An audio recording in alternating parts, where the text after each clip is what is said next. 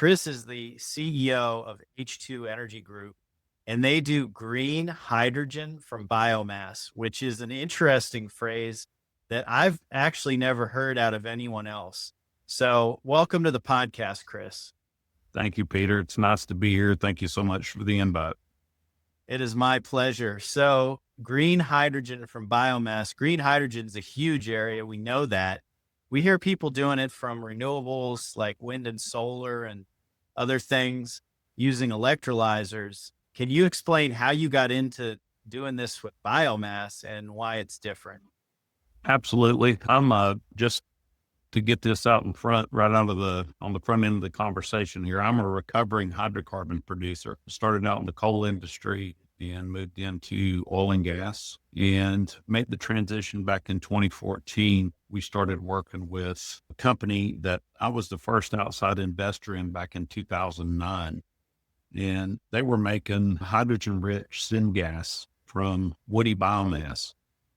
And we dug in on that a little bit from an electricity production perspective, not from a pure hydrogen perspective. And just in case everybody's forgotten, because it has become such a common term now, green hydrogen, there were no conversations in 2015 about green hydrogen, period. Nobody had it wasn't even a consideration. But we started looking at it and it made sense that this could actually be the transition fuel that takes us away from diesel and natural gas and fossil in general.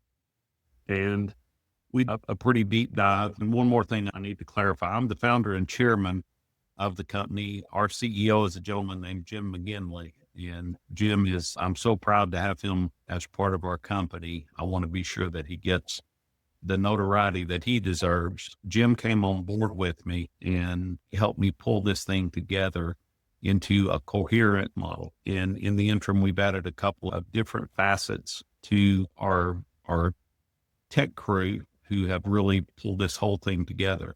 And the short story is we take woody biomass. Doesn't necessarily have to be woody biomass. Woody biomass is essentially any kind of, if you go out into a plantation where they grow trees for a specific market, they will have what's called residual or slash. It's the residue when they go out and cut the tree. They only take about half the tree. They usually leave the rest of it laying on the ground.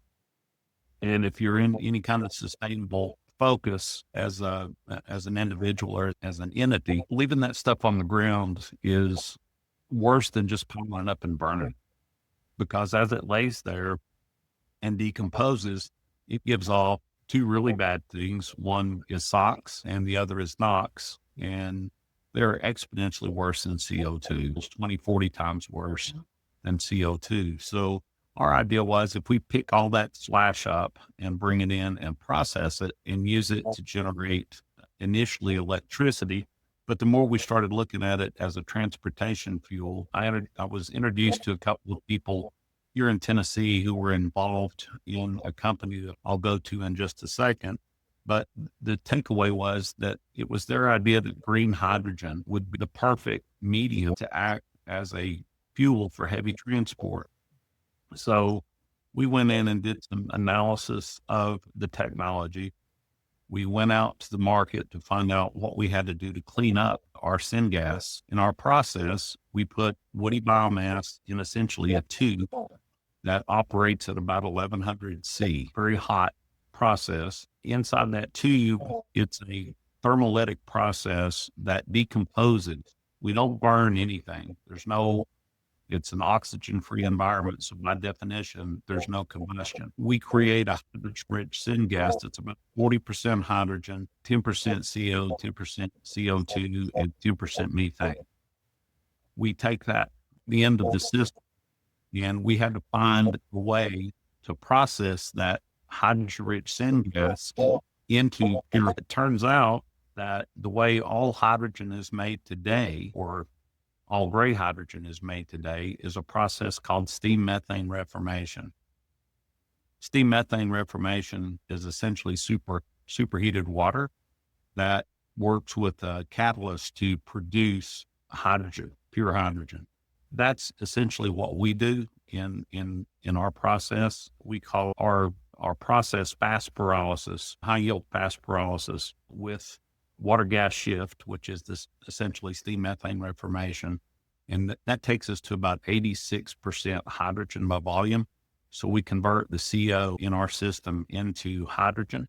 And then we run that through a pressure swing adsorption system, which purifies the hydrogen and gets us up to 4 nines or 5 nines, depending on the customer's end requirement. But the short scenario here is we take woody biomass, we run it through a really hot chamber. We don't start any combustion at all. It just decomposes the cellulosic fibers of the product and turns it into a syngas that just happens to be really hydrogen rich. We then clean that hydrogen stream up and turn it into pure hydrogen. And it is literally just that simple. The whole process from loading to coming out the end of the system is about 2.5 minutes long. So we can do this at scale. And that's been a bit of our issue. Out in California today, we're planning on building our first facility. The entire state of California, for transportation purposes, only uses about 8,400 kilograms a day. My smallest facility that I can be economic in my production numbers is 10,000 kilograms a day. So out of the gate, we're going to produce more than the entire state is already using. And that's been a bit of a holdback for us, or a gating item to get out into the market. But the other side of our business model is our production costs are so low that we can actually be competitive with gray hydrogen. And just in the market today, the world hydrogen market, or as an industrial gas, is a little bit more than 100 million tons a year. 96% of that is gray hydrogen. So enormous amount by volume of the world production is gray hydrogen. That is generally around $1.80 to $2.25 a kilogram in production cost. I'm competitive in my production cost at that number today. And so we've got access to that market. It's just a matter of getting that end customer to understand that green hydrogen is essentially chemically identical to fossil-based hydrogen. It's just a bit of a stretch in most people's mind to make the transition from natural gas, biomass derived hydrogen with pyrolysis. It's hard to conceptualize that it's the same thing, but it is growing so quickly. If you do a Google search right now of green hydrogen, the numbers that come back are just hard to understand how big this process is going to be in this transition. And I've told a bunch of people, I've been involved in hydrocarbons for a long time. And in hydrocarbons, there's a constant super cycle where your prices are really high at one point, really low at another point, and you're just trying to survive in between the highs and lows. In this market that we're moving into now, we're out in a position that I, as an individual, have never been in, where we've got the low cost product and we're soliciting an enormous market, and a market with new industry tie-ins every day. One of them I mentioned on another call this morning was in the steel industry, and they're trying to decarbonize steel production. And it's called a DRI process, and they use hydrogen instead of coal in that process. But the numbers that they require are just unimaginable numbers, 1.5 million kilograms a day of green hydrogen. And there is no way to do that currently. We hope to get there, but from our perspective, that's a 10-year program just to do that one system. And there's probably 20 companies in this space that are wanting to do that transition now. So that's just one industry. Our primary focus today is on heavy transport, even more specifically, heavy trucks. And the company I started working with years ago, and I hate to say this, but it was a company called Nikola Motors. Nikola, in my opinion, the founder at the time was a gentleman named Trevor Milton. And Trevor's original support came from Tennessee, where I live, in Chattanooga and the Nashville area. His first real outside investors were found, and they were part of the company until Trevor walked away or was asked to leave. But end of the day, he started a conversation on heavy transport and more specifically hydrogen fuel cell vehicles as part of that, that I don't think would have started or would not have been kickstarted like it was if it had not been for Trevor. Now, he did some things that I don't agree with and could not participate with. So we couldn't figure out how you could possibly solve 100 industry-wide issues in one company when you've got monster companies all over the world who have not been able to do it. So we pulled back and said, let's look and see who else is out here in the space. And it turns out that there's a bunch of well-known companies: Toyota, Hyundai, Daimler, which controls a couple of big trucking companies here in the U.S. Hyundai, the company that we ended up out of the gate with, is a company called Hyzon Motors. And Hyzon has had some success in China and are part of a larger or spinoff of a larger fuel cell company called Horizon Fuel Cells. And they produce and deliver over 1 million fuel cells worldwide. So we thought that they had a pretty significant market advantage and were planning on producing here in the States, which was also fairly compelling for us. Being a U.S. company, we wanted to participate with a U.S.-based manufacturer if possible. The only other guy at the table at the time was Nikola. We couldn't do that. So we negotiated an arrangement with Hyzon Motors, and that's where we are today. But we've also moved out to everybody in the space, specifically fuel jobbers, who are trying to get the infrastructure portion of this issue in hand. And nobody's really been able to do that yet. So we stepped in and said, look, this makes sense for us as low-cost producers. We use a fairly readily available feedstock source, which is biomass in the state of California and along I-5 in general, which is where our first market focus is. They've been having some horrific wildfire issues. And those issues were caused by lack of forestry management programs. And the governor of California and a group called CAL FIRE that he initiated have set up programs that are in place to mitigate those issues.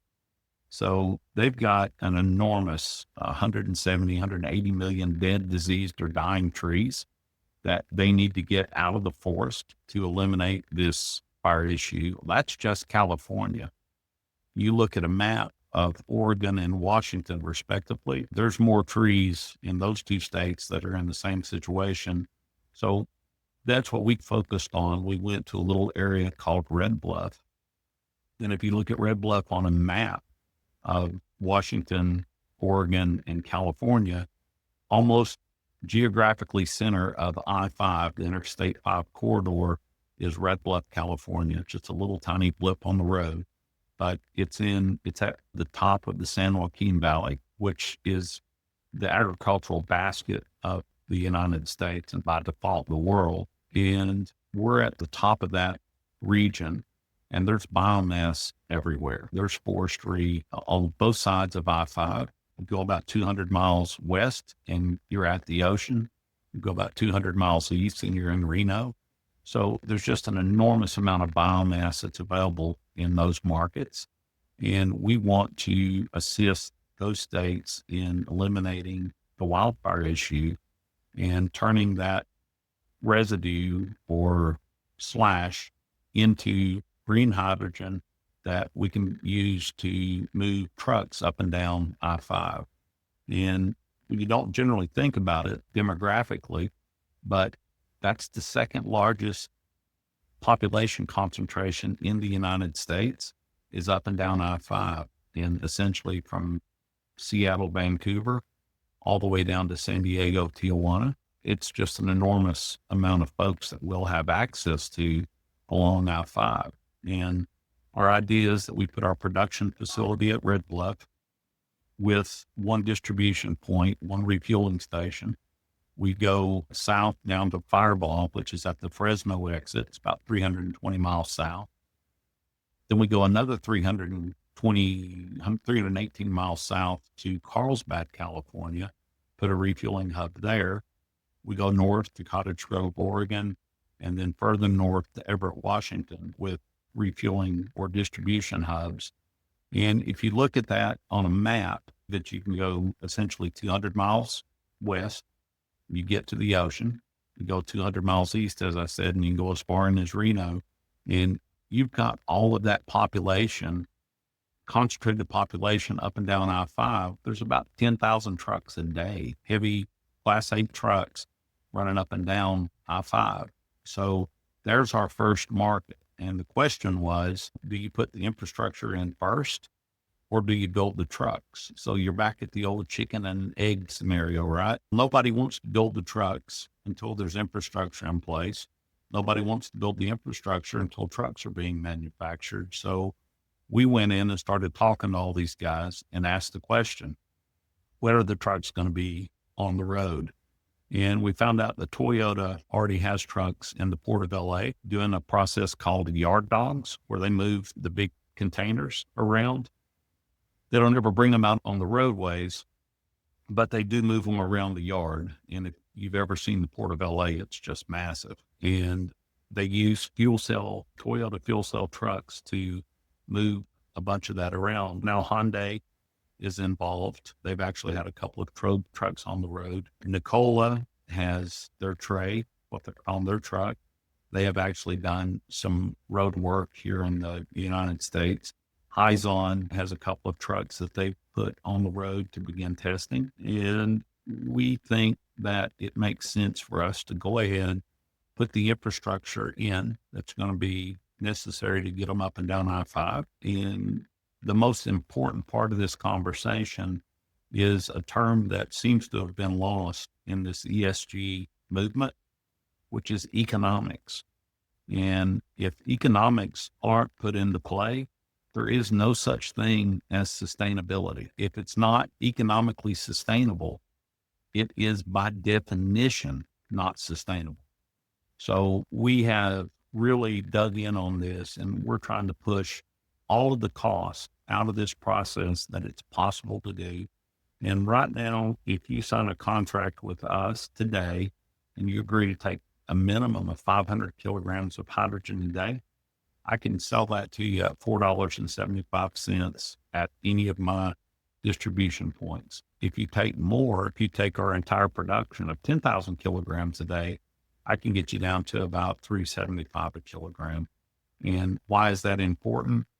Because total cost of ownership or operation of a diesel truck today at $4.75, it's actually cheaper to operate a fuel cell electric truck than it is a diesel truck.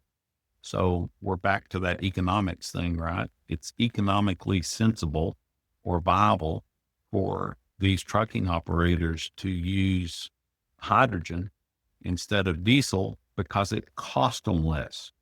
And I don't know why the heck that's not been a part of the overall conversation. You're looking at literally energy poverty in Europe right now, the UK. We've got partners that we've been working with over there for a long time. And the numbers that I'm seeing for electricity cost are just nothing short of disturbing. There's people who are having to decide whether they want to eat or buy electricity. And that should never happen. I don't care what the end game is. Climate change, no. Economics are a requirement. And we have to have this conversation. It's not a pleasant one, but the folks in Germany right now are having a self-realization that maybe they've made some mistakes in their energy mix. And because it's renewable does not mean that it's going to solve any issues. If it's not sustainable and economically sustainable on the front end, it does not matter that it's renewable. And we have got to have this conversation, and nobody wants to do it. And it's not pleasant. I don't want to do it, but we have to do it. And if we're going to decarbonize our economies, we have to look at the economic impact, what these inputs are going to be. So I've been talking for 20 minutes here, so I'm going to shut up and let you ask some questions. But that's how we got started. That's how this all came about. And that's where we see the opportunity. Hey, Chris, that was great. I am getting a little feedback. If you could mute your mic for me.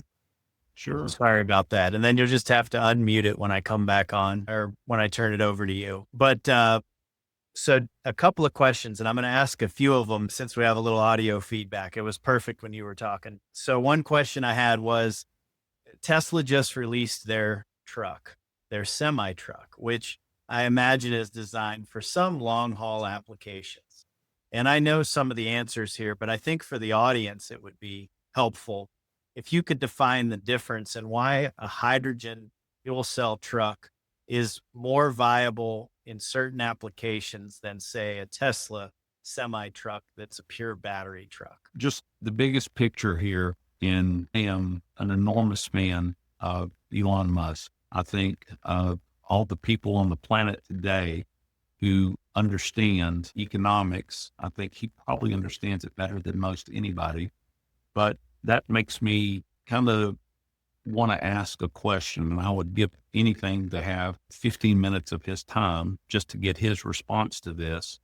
But the question is, if you look at the charging infrastructure that you have to have in place I saw an article the other day that said it's essentially each truck requires the charging infrastructure of a small town. I told you a minute ago, there's 10,000 trucks run up and down I-5 every day.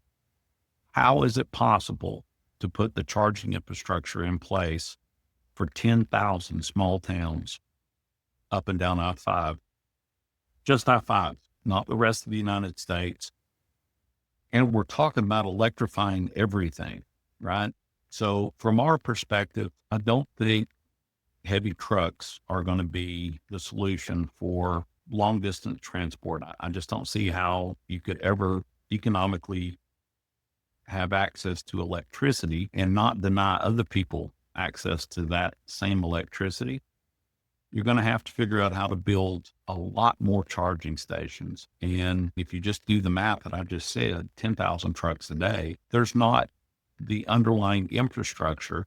If you look at these big towers that you see out in the fields everywhere, where they've got these high power transmission lines, those transmission lines are essentially pipes, right? You ping a proton or an electron at one end and it moves 300 to 500 miles. It just kind of runs through that power line, moving one electron at a time until it comes out somewhere down at the end of the line. Those are very specific, capacity oriented. They're just like water pipes or any other kind of transmission medium, right? So you have predetermined amount of capacity that you cannot exceed. It's just not mechanically possible.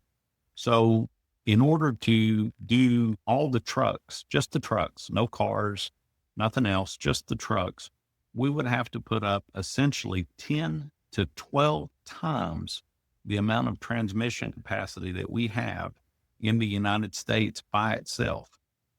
That's not even remotely possible. First of all, I don't know that there's enough copper to do that. That's one. I'm not sure that we have access to all the other minerals and things that are required to do that. That's not even starting the conversation about the batteries that are part of those trucks. Now, I'm not making the argument that there's not a place for these electrical vehicles. I just think that what has been found is light duty down. So last mile delivery of a van or a small truck, absolutely. Amazon, UPS, FedEx, those guys, I can make an argument where they're going back to a base of operations, and you could probably make those numbers work to some degree, not in toto, but you cannot ever tell me that you're going to figure out how to put the charging infrastructure in for all these trucks that are running up and down the interstates. And if you've ever been on an interstate, you've seen these things. And if you get on the major interstates, I-40, I-75, I-95, 5 out in California, it's just unbelievable the amount of truck traffic. That said, we are by definition, it's a fuel cell electric vehicle, right? And the idea is that you're storing hydrogen, which is energy, in tanks on board these trucks, and you're running that through essentially a fuel cell that generates an electric charge that goes to a battery that regulates that charge. So we are talking about an electric vehicle. We need to be sure that everybody understands that first. This is an electric vehicle, 100%. It just happens to make its own electricity as it rolls. So that's our first advantage. The second advantage in this space is that those same vehicles have a much greater range. There's a company that just announced opening offices here in the US called Quantron, and they're partnered with another company that's very large in this space called Ballard Power Systems. And the combination of their technology and storage technology that Quantron's brought, they're saying they're going to have a 900-mile range. That's a game changer. And I know Nicola said that early on. I'm not sure that they're saying that today. And the guys at Hyzon have told us that they thought 7 to 900 was possible. We built our infrastructure map logistics out based on a 500-mile range. You've got a 900-mile range, it's game over for diesel. There's no chance that we won't be more economic than diesel, especially at these crazy prices that diesel's being traded at today. We're much more economic today than diesel. Electricity rates are something else that nobody is really talking about. And everybody's saying, well, we can just put solar here, or we can put wind here. The problem is our economy runs 24/7. We're not an intermittent economy. No industrialized nation can operate on intermittent power. And we cannot make this transition just on heavy transport by itself, just trucks, not the other modes of heavy transport. Trains, boats, ships, now planes have become part of the mix. All of those heavy transport mediums, it would be mathematically, just basic arithmetic, mathematically impossible, put the charging infrastructure in to operate this stuff 24/7. It's not possible. And I would love to ask Elon that question, show me how you're going to do this and where all of these metals are going to come from to make this transition happen. I don't think he can. I think he has a really good grasp on the engineering side of things, but I don't think he understands the backside of it, the mining and the implications that are in place there. So that's where we see the opportunity that hydrogen presents as a differentiator between electric and diesel. But I just want to be sure that everybody understands that what we're talking about is an EV. And in my opinion, we've already conceded the light duty market, as I said, which is the little Amazon delivery vans, FedEx, UPS type trucks, down to personal vehicles. I think that's a brilliant application for battery electric vehicles. And we're not going to try to get in that space at all. We want to stick with just the heavy transport application. And that's the focus that we're on. So we will give Mr. Musk the rest of that market, but we would like to focus in on hydrogen as the choice of transition fuels instead of electric. No, that certainly makes sense, Chris. And so EV, or let's say battery electric vehicle versus fuel cell electric vehicles, one sort of choice to make. And then another choice you hear a lot is, are we going to have gaseous hydrogen or are we going to have liquid hydrogen? We've actually got a third choice now, and you focused on what most of the world sees, but there's new solid state storage called hydrides. And that's where we see near term as the storage choice for our own site production. But for transport, we're absolutely pursuing gaseous. And there's a host of reasons, but the primary reasons are that's what's out there, right? That's what's being done in the market. The guys in California, True Zero, are part of First Element Fuels.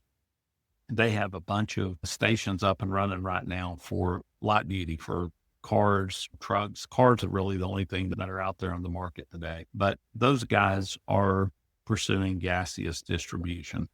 And it's literally just a factor of cost. It costs a lot of money to turn hydrogen into a liquid form. You've got to get down 40 to 50 degrees Celsius above true zero. And that's a very difficult thing to do economically. So we think compression, and there has been a lot of advances, a lot of the companies, and we're spending, Don Turner, our COO, is spending half of his day vetting these different technologies. He's the one that's pushed us towards the metal hydrides for our production facilities. But end of the day, we have to be able to distribute from our production facilities to our distribution hubs. And the only way that we've found economically to do that is gaseous. The big boys in the space, Linde, they've got billions of dollars to deploy. So they're going to continue to do the liquid. Daimler is pursuing a liquid solution for their trucks in Europe. But end of the day, my prediction is that we become non-gaseous for transport. And that's the way it's all done now, by and large. There are some enormous ships that are transporting, and they're transporting as liquid. There's some, I've seen Linde and Air Liquide running trucks up and down the interstate, and you'll see hydrogen on the tags of those trucks, and you'll see steam coming out of the top. That is a liquid transport, but that's billions of dollars of infrastructure to be put in place. It's just not doable on a grand scale. Whereas Numanesser, there's probably 15 companies that are in the compression business, and they're all about making it more economic. And I hate to sound like a broken record and keep banging on this economic study, but it really does matter. Economics do matter. And that's what we're having to focus on. So we think gaseous is at least the next 20, 25 years is going to be the way to go. We hope that there's some advances in solid state storage. We're working with a couple of companies who have some novel ideas about the technology, but to see it actually operate, which is what we're all about, it needs to work. It can't be hypothetical or demonstration, table-sized demonstration. It needs to have been deployed, and we can actually account for the economics that are involved in that process. No, very cool. And I'll remember after the call, I have an introduction to make on the liquid hydrogen side. I've seen liquid work in a couple of applications as you have mentioned, but there have been some interesting technological advances. And so Excellent. I want to make some connections here. In the end, that's why we do the podcast, is for make connections with people. So that'll be a good opportunity. Wanted to ask you about hydrogen to ammonia. You already mentioned hydrogen to steel.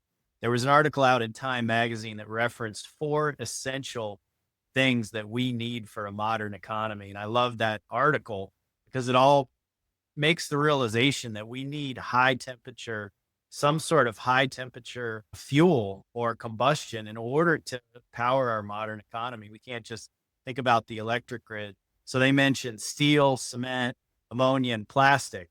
If you don't have a solution for those, you don't have decarbonization. So I know hydrogen can be then turned into ammonia, and it can also be used, as you mentioned, in steel.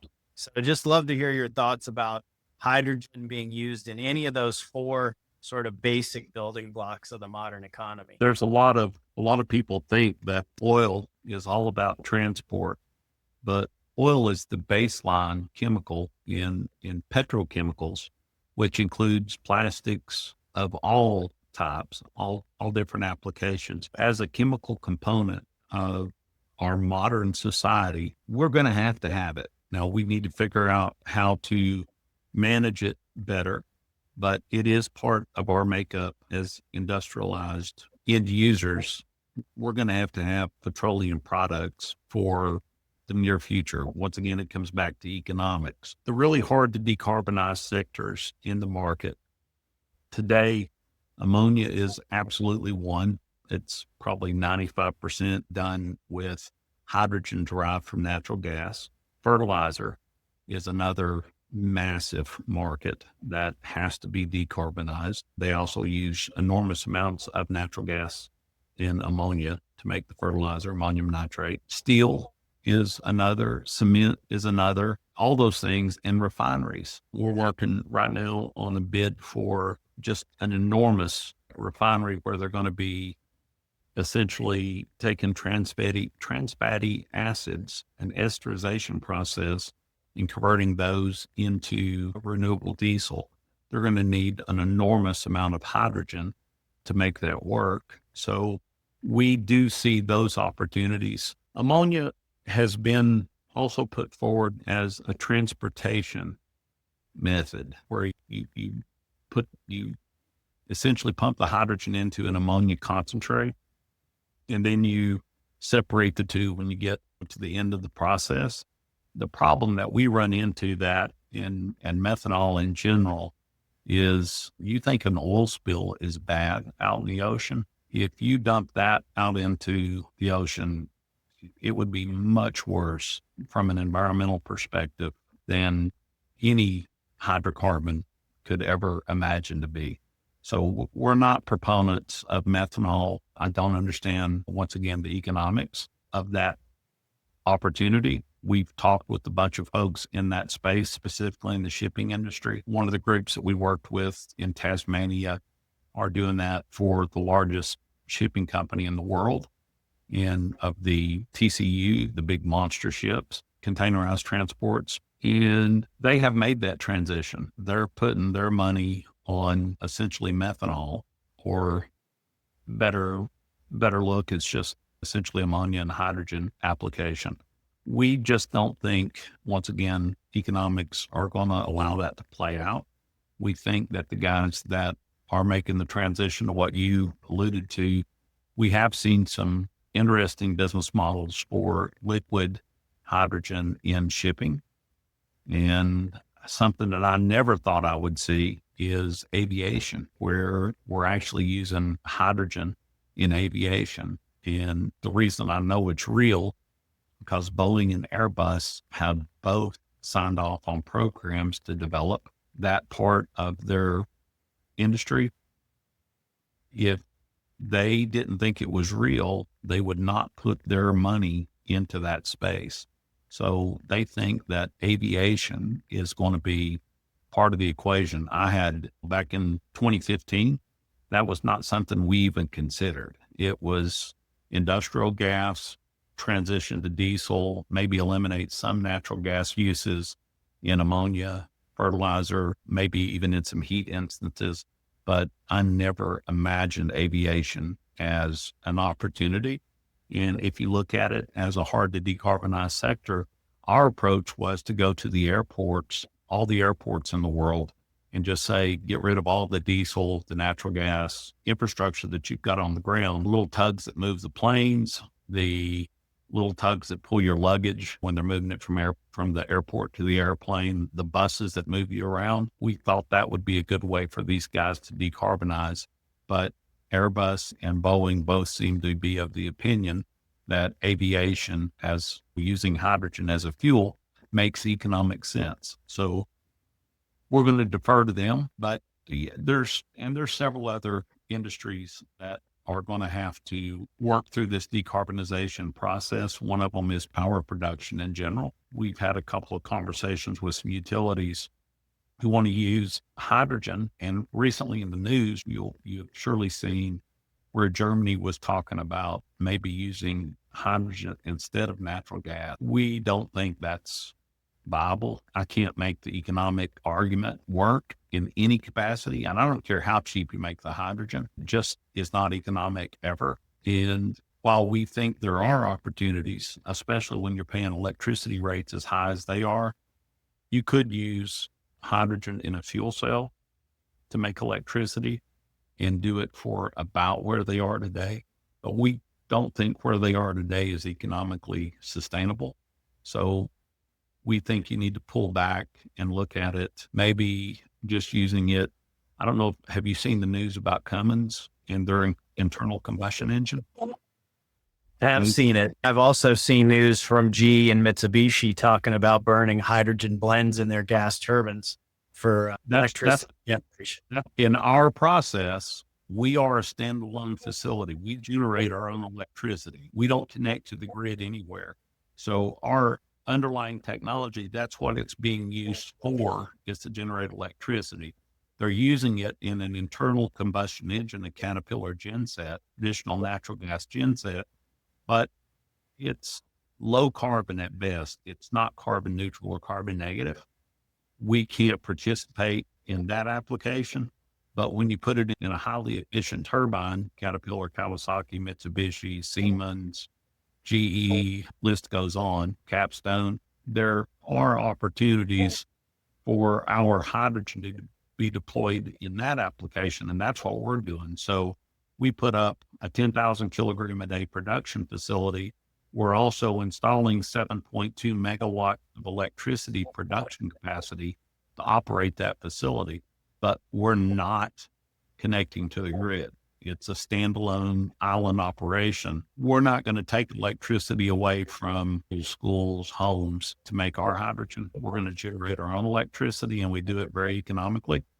But the internal combustion engine argument, something else I never thought would work. But I know that if Cummins and all the other guys that you mentioned, Kawasaki, Toyota's looking at it, if Cummins tells me that they can make a carbon neutral or carbon negative diesel engine, internal combustion engine, I have enough faith in them as a company because they are absolutely the apex in diesel engines. There's nobody better than Cummins. So if they're telling me that they're going to make that ICE engine run on hydrogen and it's going to be carbon negative, I don't have any reason but to believe them because they have done it for decades. And we were in conversations with them when they bought the fuel cell company that they took over. And I'm drawing a blank on, I want to say Hydrogenics, but I may be wrong. But the fuel cell company that they bought to manufacture the fuel cells for their systems, they told us that they would have to get to 500,000 units a year to get to any kind of cost savings. And even then it would be very small, but they said that they thought that they could convert a diesel engine, internal combustion engine, and make it economic and more so than a fuel cell.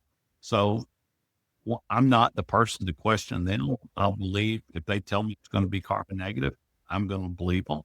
And we want to be part of that process and provide the hydrogen for those applications. If you take a true green hydrogen and you run it through an internal combustion engine that supposedly has a way to handle the NOx and SOx, because that's what happens when you combust hydrogen. You generate SOx and NOx.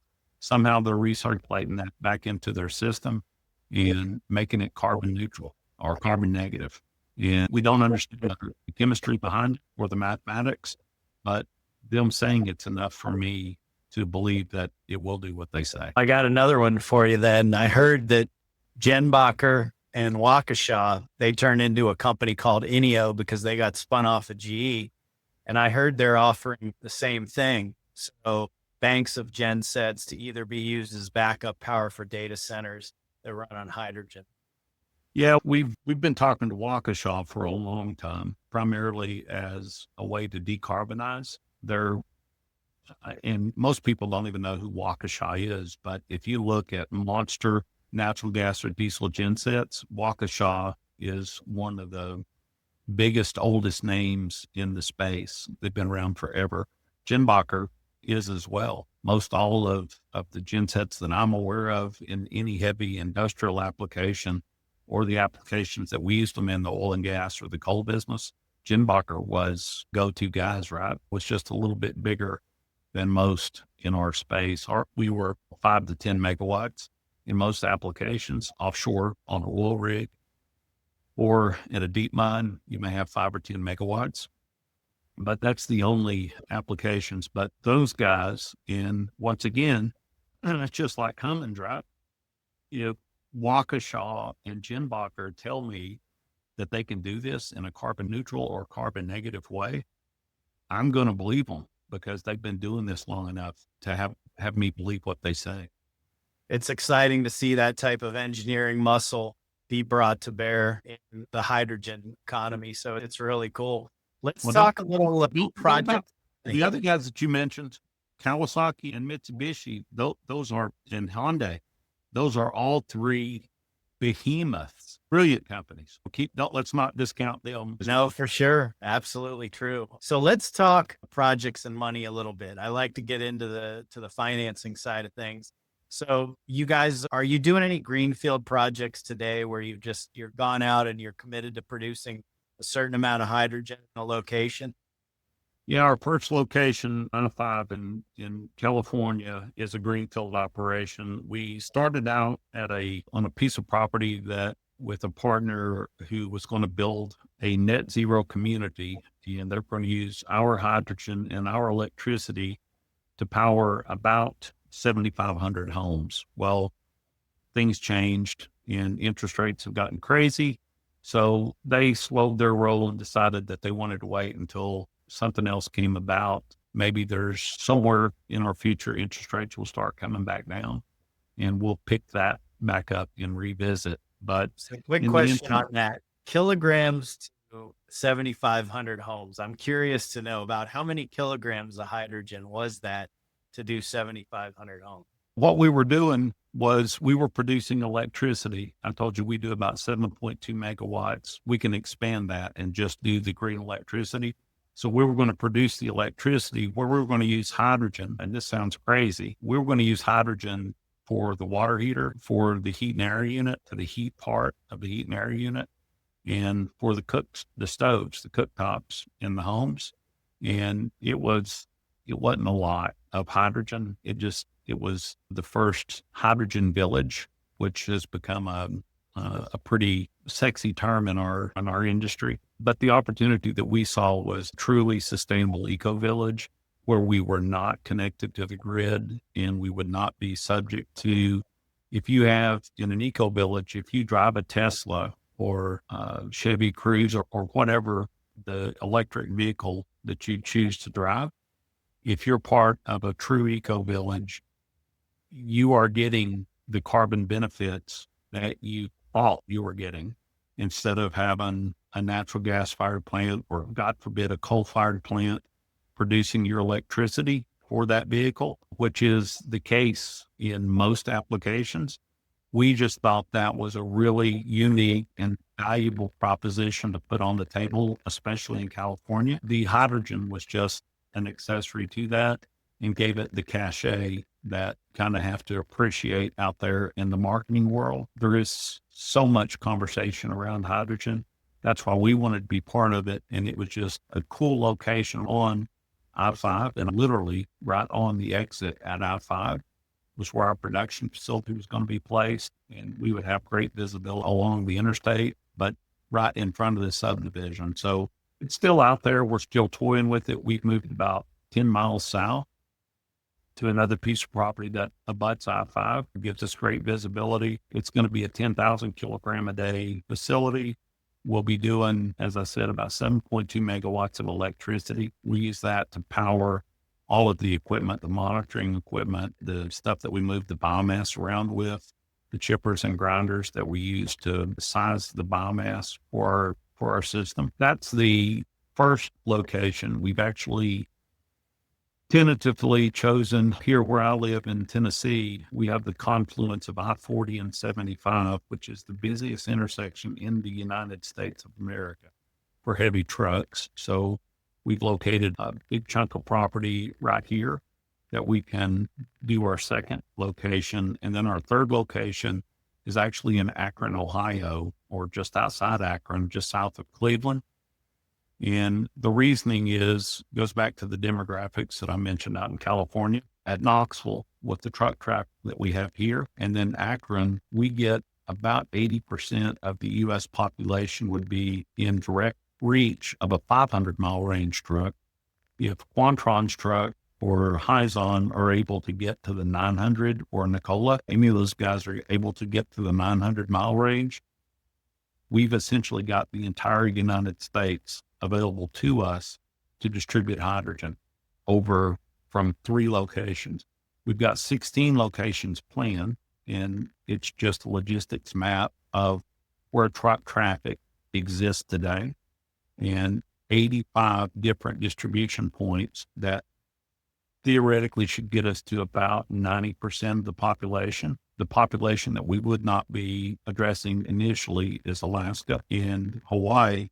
And that's short-sighted on our parts because both of those locales have the highest cost utilities in the United States. We just don't have anybody in those 2 locales to assist, and you have to have local folks to make this happen. Our CEO lives out in California. I'm here in Tennessee, and the rest of my team is up in Chicago. So they've got the tie between Chicago and New York via Cleveland. And then our offices are actually based in Austin, Texas. And they've got their own set of issues in Texas that we're trying to work through right now with ERCOT. But we do have one caveat. We have to be close to biomass. And we do want to use, wherever possible, existing biomass supplies. But that said, biomass is a commodity. And just in the last 10 years, I've watched biomass prices go from $70, $80 a ton for a pelletized biomass supply to Japan or Europe, where they use a lot of it. Most recently, the last rates that I saw were $186 a ton for pelletized biomass shipment to Japan. We can't participate in anything like that. So once we work through all of the forestry refuse or slash through CAL FIRE or Oregon, Washington, whatever they call their organizations, that's a defined amount of biomass that will be available to us, and it will eventually go away. So we've spent the last 2 years working with a couple of different companies. One has a really high yield energy grass. The second is a giant bamboo, and it's got a completely separate business model. It's not used for what we use it for. And third is a timber. It's called a Paulownia tree. And each one of these have a very specific business use outside of what we use it for. So those become joint venture opportunities that we participate in the residue of whatever they have left over. So the energy grass, when they process it, they do use all of it, but it is selling at such a premium that we can afford to keep a portion of it here to levelize our acquisition cost of our biomass with their essentially subsidized pricing. We'll grow it on our property. We'll process it. We'll give it to them. They'll sell it to their third-party customers. We retain a portion of that for doing that, providing that service. The bamboo is being used as a replacement for structural steel. Say that again. The bamboo is being used as a direct replacement for structural steel. It don't get any more sustainable than that. That's mind-boggling. And they only use about half of the stalk. They leave probably 40% of it, maybe a little bit less, on the ground, which would then just decompose exactly like the forestry problems that are there now. We'll pick that up, pelletize it, and use that. And then the same thing on the Paulownia tree. It is about, I don't know if you remember the balsa planes, the little wind-up planes that we used to have when we were kids. You're probably not as old as I am, but they're just real light. Balsas are really light wood. This Paulownia is just like that, but instead of balsa being very brittle and easy to break, the Paulownia tree is stronger than oak. It's insane. It's really light, but it's just a very dense, strong wood. And we'll use the residue from that process. So they'll take their lumber, ship it to the Far East. That's their market. and it's used in furniture and home construction there because it's light and strong. We'll take the residue, pelletize it, and use it in our system. So we've got the actual term that's being used in our industry segment now is circularity, and circular by nature in that our biomass is completely sustainable and, more importantly, renewable. So we will perpetuate that by growing our own biomass. We will sell the portions of it to whatever our joint venture partners using it for at the time, and then we'll retain the residue of that process, and we become truly sustainable and renewable, and most importantly, economic.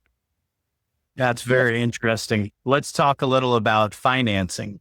You guys, it sounds like you're a development company at this point and you've got multiple opportunities. Have you had investors want to invest in your development company?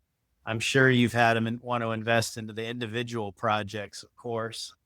That's relevant. About how you finance this, because it's always a challenge for developers out there, right? You're in a stage, it's almost like a venture company where Exactly. got all of this out there, but a lot of the money that's out there that wants to do project finance, infrastructure, capital, different types of private equity funds, they're very risk adverse.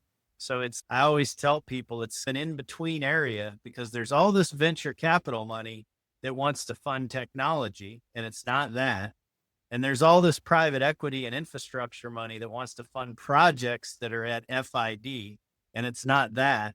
So it's an in-betweener. And we talk to a lot of developers and help developers in this area, but would love to hear your thoughts on how do you get these things funded? The issue that we run into always, it is 100% of the time, we're talking with obviously all of the big banks. Our investment banking partners, a company called Castle Placement, and give them their props here. They're a great group of people who actually have a defined mission and are doing their very best to ensure that projects that they work on are impactful and real. I can't say that for everybody else that we work with, but even with that said, the issue always comes back to investment bankers, commercial banks, and generally they want to de-risk everything to the nth degree, and they do it in such a way that it's not economic for the project developer. They also want essentially guaranteed offtake. Now, we're unique in our business model in that because we are the low-cost guys in our space, we should be able to garner those offtakes, and we believe that we will be able to do. But we also believe that we need to have the first production facility up and operational, and we want to do that now. We don't want to bring in. We've had a couple of the big guys in this industry in the hydrogen space that have talked to us, but they want control of our company. And I've not worked for anybody else in a long time, and I don't think I actually could do that anymore. So that's not really on the table. We're looking for, and you mentioned the project side. That's how Castle has us working right now, where we're going out and bringing the reality of the market is today there are no heavy trucks on the road. Zero. So how do you get an offtake for a product that is not deployed yet? They're never going to deploy those trucks until somebody puts the infrastructure in, right? They can't. So all these guys are going out, they're trying to figure out how to deploy their own technology. And the worst thing that a manufacturer of anything can do is think they understand somebody else's market. And if you want a recipe for disaster, that's it. You think you understand the logistics of moving fuel around.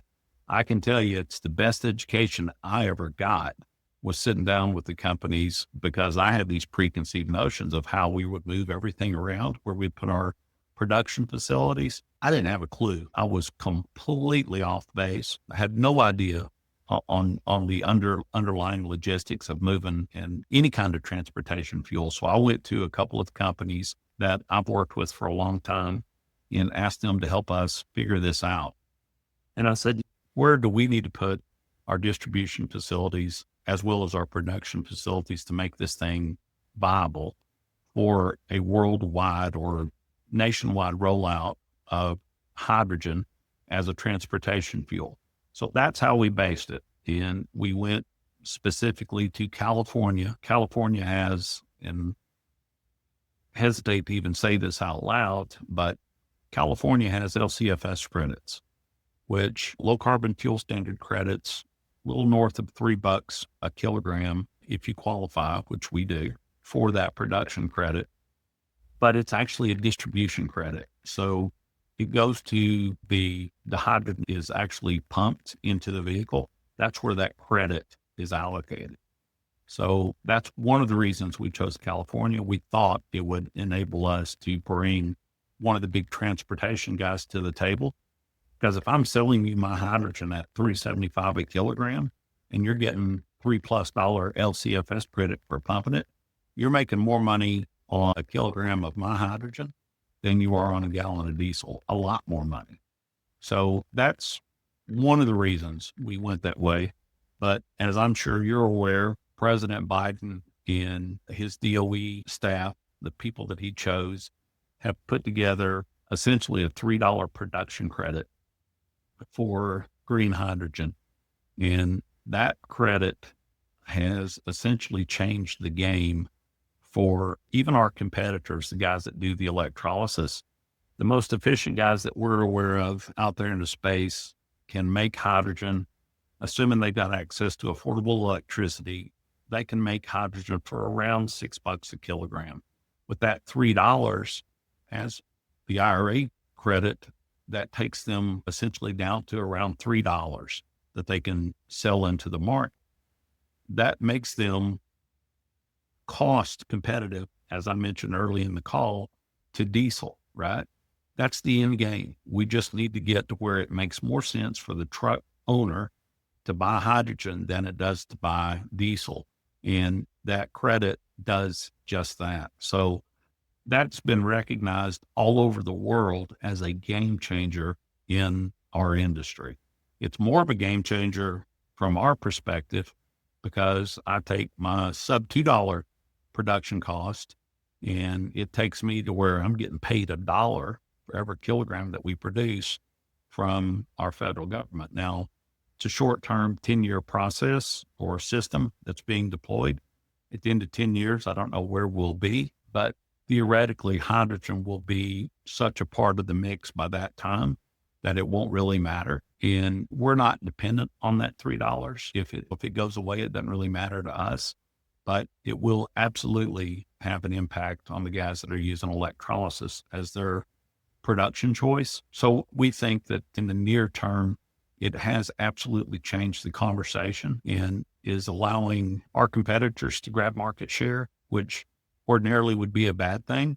But end of the day, when that goes away, you're the low cost guy and you're in that space, it's naturally going to migrate to you. Just baseline economics, it's always going to come to the low price supplier. So that's where we see the long-term play, but we don't want to build our business model and be chemically subservient to any subsidy. That's a bad business model. And unfortunately, we've watched a lot of guys in the space make those commitments to technology that is just not ever going to be economic, especially without subsidy. So we're trying to be cautious. If it's out there, we have a fiduciary responsibility to we do have outside investors and we also have customers, and it will always be my mission to push cost out of everything we're doing to get the dollar cost as low as we can possibly get it so that we can affect this transition. We do realize that this is important from species type of application here. This is an important transition. So we need to do things that we can do to help, but we don't want to do anything that's going to be short term. And from my perspective, just a cash grab. I don't want to participate in anything like that. No, and I can tell by the way you approach things, you're a long-term thinker. To that end, what do you guys have in terms of IP that gives you an unfair advantage to be able to compete over the long term where maybe there's a gold rush in some of these new technologies? but you guys ultimately win in the long run. The big thing for us is circularity, right? That's what we're hanging our hat on, is that we're completely sustainable and renewable from that perspective, because we'll grow our own biomass. We're creating our longevity along those lines. One of the things that I failed to mention, and I always do, that's why I have a good group of guys around me, we create a product called biochar. And if you're not familiar with biochar, it's worth spending 10 or 15 minutes on the internet and just doing a little research. But that's where we get to our carbon negativity. We sequester CO2 in the biochar.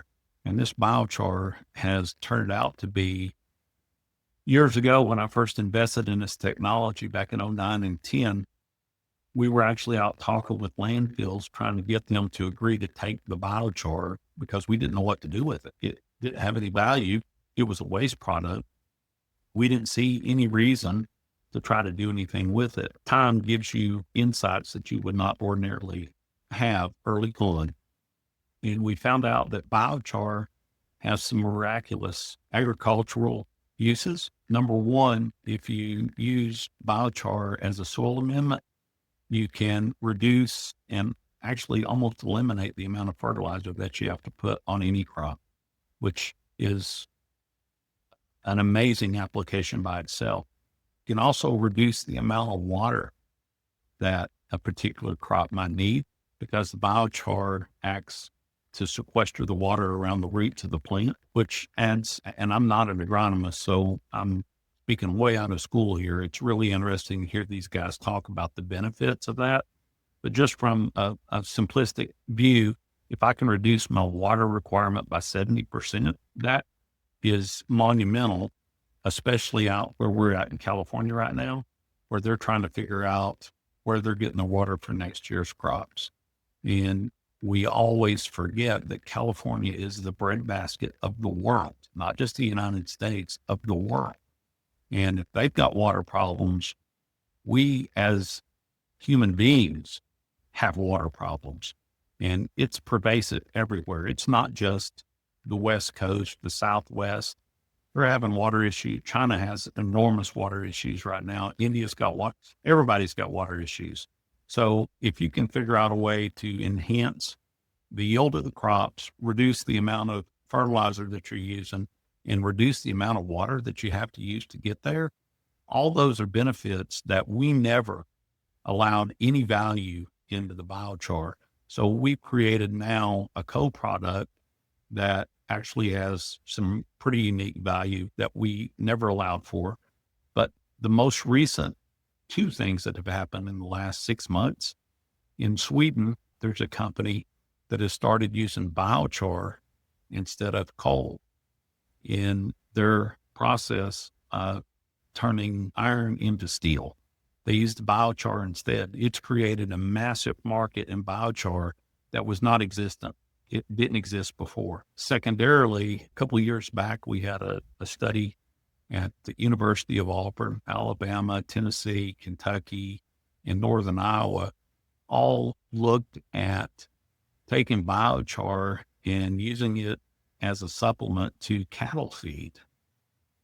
And I'm not saying this is from third parties, that if you add a small percentage, like 10% by volume, biochar to the cows, to a beef cow's feed, it adds 25% body weight to the cow and reduces the amount of CO2 emissions that the cow has from ruminating. The way it digests food, it creates methanogen. That's how it processes. You're feeding it. It obviously has to go somewhere, so it goes up into the atmosphere. So a lot of places have been looking at how do you decarbonize that business to the point that they're talking about getting rid of them. We're working on a project in Australia where there's almost 75,000 acres on this project that's part of a afforestation, which means they're trying to figure out how to replant something to stabilize the soil, because the cattle have been constantly grazing this for 120 years or whatever it is. And if you've ever been to Australia and you go to the outback, it's a great desert. There's not a lot out there, but it's moving.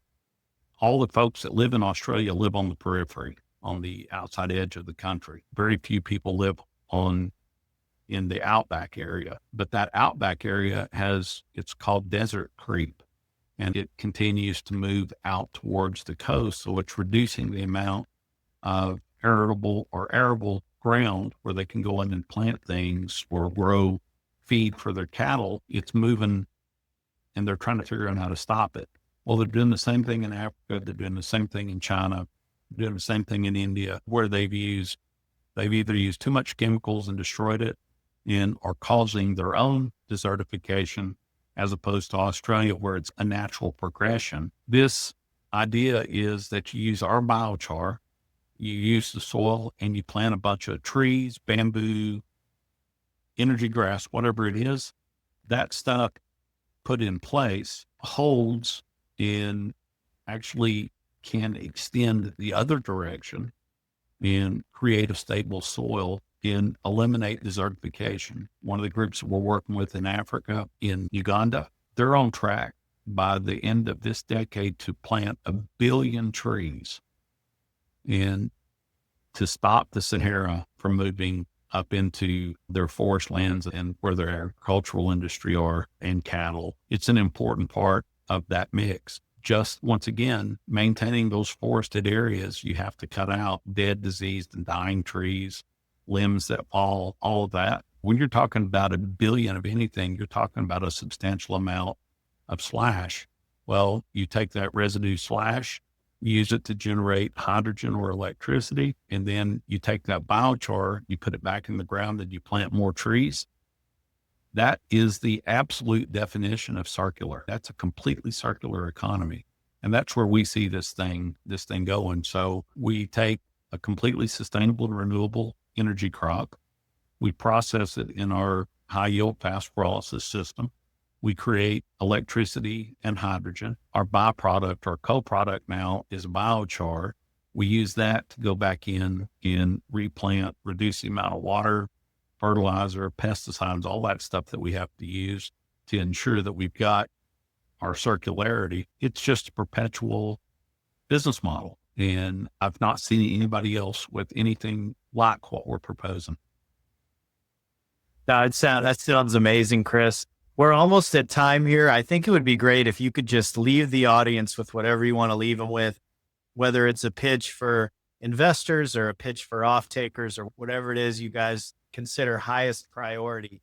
Anything that you'd like to leave the audience with would be great. We believe that industry will take care of itself. The banks and the end users will eventually find us. It's just economics.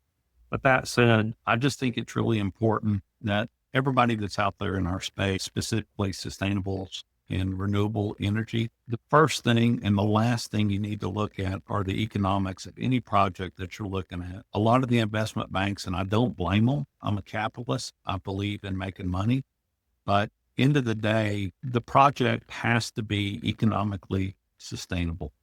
And just because you're putting a solar farm or a wind farm or whatever it might be, because you're deploying that technology and you can make a quick lick and get out and go to the next project, that's not helping the problem. And if you want to see the poster child, look at what's going on in Germany right now, of what happens when you do those kind of projects. It's just an ugly outcome. So look at the economics of the project. Be sure that it's going to be sustainable from all perspectives, not just from, can I make money in the next 6 months, 12 months on it? Is it going to be long-term sustainable? Because that's the sustainability that matters. The rest of it, and I'm not knocking wind and solar. I think they both have places. I'm fascinated by the idea of tidal power. I think it's just a very unique opportunity, but I do want to ask everybody that's involved in this space to stop and take a minute and consider the sustainable question as part of what you're doing. We really need to work together to try to make this thing better for everybody involved. And you can't just leave out whole continents and not include them in this conversation. And just throwing money at Africa or any of the remote islands where we've done that for decades, it doesn't work. We need to go in and give them access to sustainable, economically affordable electricity and hydrogen everywhere. That should be our end game. What we should all be working for is making this a better deal for everybody, for all of us as humankind, and a better world. And that's what we as a company aspire to. And we appreciate you taking the time to talk to us about what we're doing. Now, thank you very much, Chris. This has been Chris Headrick from H2 Energy Group, and they are doing some green hydrogen from biomass projects as well as char. And it's really exciting. It's true circularity to the energy transition. So we invite you guys to look them up and get in touch with Chris. Thanks, everybody.